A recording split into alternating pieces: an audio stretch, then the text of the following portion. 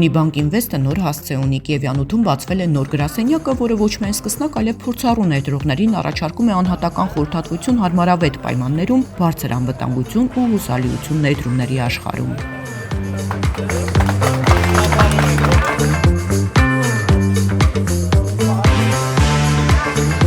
Unibank Invest-ն ապահովում է մուտք ավելի քան 40 միջազգային բորսա, համաշխարհային խոշոր ընկերությունների բաժնետեր դառնալու եւ ներդրումային բազմաթիվ այլ հնարավորություններ է տալիս։ Փորձառու մասնագետները հաճախորդներին կօգնեն կատարելու գրագետ ներդրումներ ֆինանսական շուկաներում։ Նոր գրասենյակը ձևավորված է հաճախորդակենտրոն սկզբունքով, ապահովելով անհատական խորհրդատվություն եւ ներդրումային ծառայությունների համալիր աջակցություն։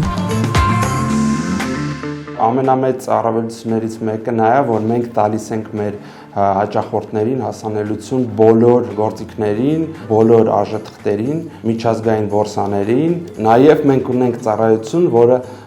Իրանից ներկայացնում է ներդրումային կոնսուլտացիա, որը կոչվում է Prime Advisor, ծառայությունը անհատական է, այսինքն օգտակար է այն մարդկանց, ովքեր որ կամ փորձ չունեն, կամ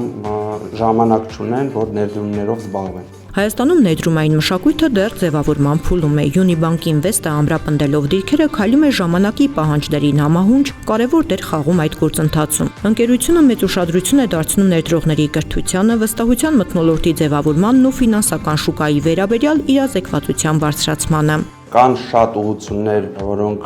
այս պահին ներդրողների համար հետաքրքիր են։ Օրինակ, բոլորը խոսում են AI-ի մասին, շատ տրենդային ոլորտ է, բայց մեր նպատակներից մեկը նա է, որ մենք ուզում ենք բարձրացնենք ներդրումային մշակույթը եւ մեր հաճախորդներին ցույց տանք, բացատրենք, որ